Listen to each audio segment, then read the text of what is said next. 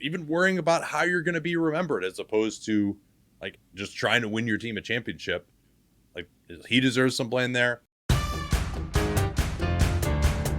Yeah, Joel Embiid is going to go under the knife in some form or fashion. And it may not be just total disaster yet because there's a possibility that he could come back. But this obviously just a massive blow for a guy who was having one of the best seasons in NBA history before this sad news.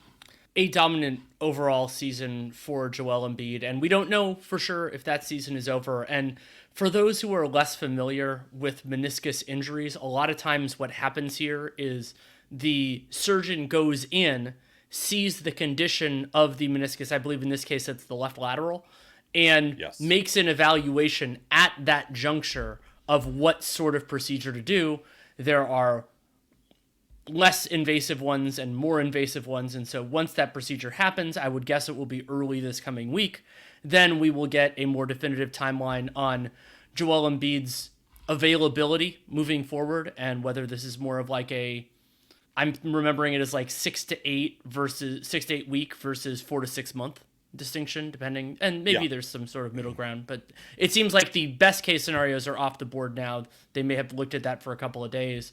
And yeah, just a couple of points on we're not doing a post-mortem on Joel Embiid season because we don't know if it is yet done, but Embiid averaging 35 points a game, 11 rebounds a game, almost 6 assists per game, which is by far a career high. Ridiculous league-leading 34 PER, 65% true shooting on a league-leading 39 usage. And he's been incredible. I mean, he's also having the best defensive year of his career, and that's a part of why he is the per-minute MVP right now. Unfortunately, he almost definitely will not be the MVP. Yeah, and also, of course, one of only 2 players to average more than 1 point per minute played with Wilt's 1962 season. The other one, and getting back to the surgery, there had been some hope maybe as they were evaluating the treatment options, and he had a small tear in the meniscus in his right knee. In the playoffs, he played on it, apparently, as far as we know, avoided surgery for that, and he was certainly hampered by that issue, and there's a thought maybe that if the swelling goes down, maybe it's not so bad, and you can work through it, try to rehab it, and manage at least to the end of the season. And there are a lot of guys who have things that are going to show up in an MRI, like a meniscus tear. But it seems like the evaluation, there may have been a couple of components to it. Number one was, let's say he attempted to rehab it, and 2-3 weeks from now, it didn't work. Well, now if you have the surgery and you remove this, what has been called a loose flap in the ridiculous parlance that's been thrown around at the behest of, I guess, the team and the agents and whatever. But we're here to help you guys break through that and figure out exactly what's going on. Like, he's having a surgery. It's not a procedure. So the problem is if you try to rehab it for 2-3 weeks and it doesn't work, then you have that portion of the meniscus removed 6 to 8 weeks. Well, now you're into the playoffs and your season's over. So the timeline here, that may have eliminated that possible option. The other possibility, though, is just that he had the MRI and they got a bunch of opinions, and the opinions were, hey, just you got to have the surgery now. This is a bad enough tear that you don't have any option other than this. So then, of course, as you alluded to, at age 30, Embiid will go under the knife with the arthroscope. The surgeon will get in there and determine the exact location of the tear and its nature, which is really hard to tell on imaging. You don't really get still a full 3D image. An MRI is like a number of cross sections. So it's hard to tell exactly the nature of the tear and whether it can, in fact, be stitched back together. Some of that is just the shape of the tear. Some of it is the location. The latter, if it's more medial towards the middle of the knee, then there's less blood supply there. And so the further in it is, the less you are able to do the repair. Another component of this, though, we've seen a lot of guys who have had repairs Derrick Rose, Russell Westbrook, get that done early in their career. Guys who are in their 20s, early 20s even. Joel Embiid is 30. And this is all, he's having an amazing season. And this is one of his big chances. How does that affect the decision of whether to do the repair, which does have a better long-term outcome, but the long-term is not as long as if he were in his 20s, versus in the short term, you have a better outcome. You're able to come back quicker if you remove that irritating patch of the torn meniscus, and you can get back and play, but you're just more likely to develop swelling and arthritis later in your career. So it's going to be a very, very difficult decision, and particularly because this is a decision that needs to be made while Joel Embiid is not going to be conscious, right? Like he's, I'm pretty sure that they put you out for that surgery, and he'll at least be on some pretty serious drugs if he's not. So this is where they're going to have to kind of like make this decision ahead of time, and then we'll find out after the surgery whether it's he's done for the year and it's 4 to 6 months recovery, or whether there's still a possibility 6 to 8 weeks that he could be back. Of course, 8 weeks would be beginning of April. He would have maybe a week or two to get back into it. The Sixers, without him for the intervening time, could well be in the play-in mix. They built up a decent cushion, but not an amazing one. And Indiana, Miami, like those teams have fortified themselves. Cleveland, New York, those teams are all looking pretty good so far of late. So they could maybe be even in the play-in, which would accelerate the timetable even more for him. So even if he is able to come back, it's hard to imagine. He's not a guy who like keeps himself or stays in great shape as well when his conditioning is down. So the idea that he could come back and dominate at the same level as he has for a guy who just hasn't shown the ability to do that in the playoffs anyway, in part, of course, due to this terrible injury luck, it's possible. I'm not going to write it off, but I think I probably, Danny, particularly given his size too and how well that could age and his skill level, I think if it's kind of a borderline case, I think that he should just go ahead and get the repair and be done for the season. I do too. And a small note and then some bigger ones. Embiid technically isn't 30 now. He turns 30 during the recovery from the surgery. It's mid-March of this year. But functionally, it's about the same. And for the season so far, the Sixers are 30-18, but unfortunately for them, they are 4-10 so far in games that Joel Embiid has not played. And so whether that sample is more relevant or if an extended absence gives Nick Nurse the ability to try some other things, if they want to, not that I'm suggesting it, Daryl Morey can fortify the center position at the trade deadline because we're still a few days away from that.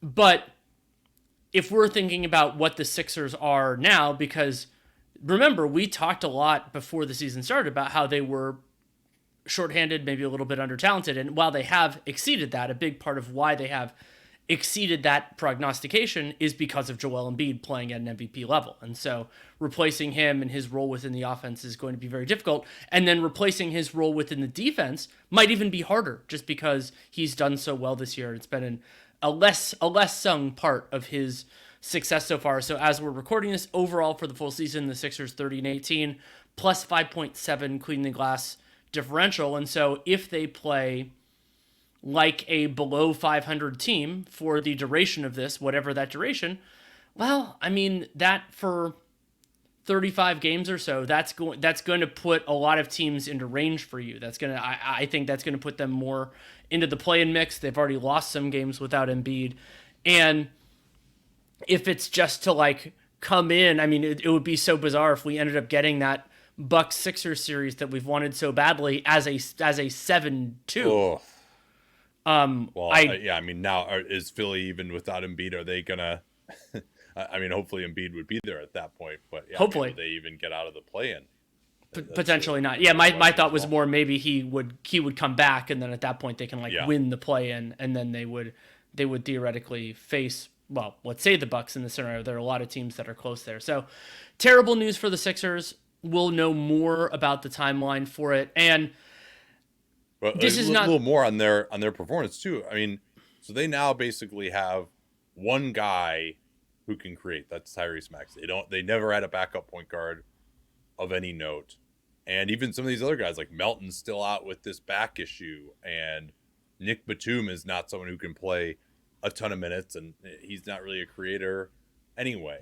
And yeah, his use as a complementary piece is now actually lower utility because you don't have the guy drawing the attention in the first place. yeah, and Tobias Harris, I don't know how much more he can ramp up his scoring, maybe a little bit, but probably not his creation. And now the question, of course, comes to Daryl Morey. As well, Mark Stein reported that they would still be active in the buyout market. Well, yeah, wouldn't anybody at this point? Yeah, and the Sixers aren't second apron teams, so they could theoretically be a buyout destination for Philly product Kyle Lowry, among others. Yeah, but does Daryl Morey say, well, hey, we still have a chance to win a championship now with this Joel injury, so are we going to try to fortify? Would we go after someone like DeMar DeRozan in the trade market and potentially try to re-sign him? Or is this an impetus to say, like, you know what? Now let's just go into the offseason with our cap space that can facilitate trades, even if we can't necessarily sign somebody. We don't want to give up any of our assets for guys just to help us this year, unless we think they're going to be a big part of what we're doing going forward, and it's easier to get them now. So we're going to just kind of, if not punt on this year, we're not going to do anything other than trade second round picks and try to get guys on the buyout market. And of course, that's maybe even another reason why this surgery, having it happen now and getting some clarity over the coming days, would be useful. And I guess on the front of punting, just a stray note, it would not surprise me in the least if Philadelphia ends up ducking the luxury tax this year. If they can make it, if they can find a home for a Furkan Korkmaz, or you do like a Marcus Morris trade where you take on, that is legal within the matching rules, but you save enough to get under, then that's a lot more palatable when your sacrifice is there. And one just important note for me is that, and this came up a lot last year, and yes, the Lakers and the Heat both made it a long way out of the play-in. It is exceedingly hard to make, much less win, an NBA championship out of the 7 or 8 seed. And the 6 seed isn't much easier either. And so for Philly, even the argument where we're the best, we're better than our seed, which I would wholeheartedly agree with if Embiid is available. Then not only with his return from injury, but being the trailing team and being the not having home court in every single series, that's a lot to overcome for anyone. Now, the last thing before we move on, did Joel suffer this injury against the Warriors when Jonathan Kuminga fell onto his leg? Did that irritate some pre-existing issue enough, or just like that was messed up and then they decided to get the MRI and they discovered this meniscus tear that happened earlier that they didn't know was there before? It's not necessarily having someone like fall on your knee when you're prone a typical injury mechanism for a meniscal tear. So I'm not sure what to make of, like, was that because he was out there that night? Like, did this happen? Did it happen before? Or did it just irritate it and then they found it later? Hard to say. He certainly looked extremely limited out there beforehand. And maybe this was always going to happen, and we'll never know for sure. But certainly to have him get so roundly criticized, because remember, he fell on it in a weird way at the end of the Indiana game, right? And then he doesn't play because he can't jump at all, trying to warm up for Denver, and then he comes back in Golden State. So maybe this happened in the Indiana game. Who knows, right? Like an MRI, you don't get an MRI after every game. Like, there has to be kind of a reason for it. Anytime you miss a game due to knee soreness, you're not going to get an MRI. It has to be kind of more persistent. And this is something that, though, had been bothering him for over a month now. And he had already missed, I think, 5 games in a row before this. But nonetheless, maybe it caused it, maybe it didn't. But all the criticism that he got after the Denver game, and then being out there on one leg against Golden State, eventually, and still being in the game late. Yeah, still being in the game. I mean, it was a 10-point game. It wasn't crazy to have him out there. But I definitely think, given the way he was moving and like the way his knee buckled on that one rim protection play, that the training staff at that point, and maybe they were disempowered, right? And Joel just really wanted to be out there, and I think Joel deserves some blame here too for being a little bit too worried about the external narrative, even when it is about like, well, hey, how I'm going to be remembered is dependent on like MVPs and championships. Like even worrying about how you're going to be remembered as opposed to like just trying to win your team a championship. Like he deserves some blame there. The organization, the medical staff deserves some blame for this. The NBA and this asinine 65 game rule, putting that external pressure on him, deserves some blame here. And I would say the media as well for the reaction to his not playing in Denver, which again, like, should he be listening to the media? No, he shouldn't be, but he obviously does. And, that sort of criticism shapes what the fans think. And of course, in the end, the fans are the ones who determine everything about this league, directly or indirectly. The narrative that emerged out of him missing the Denver game, I think, was also really a failure. And I'm guilty of it too. Like it was a little snarky, particularly with the whole injury reporting thing. That's another thing that the organization really screwed up and just ended up having their guy look bad. But Joel was also pushing that aspect as well.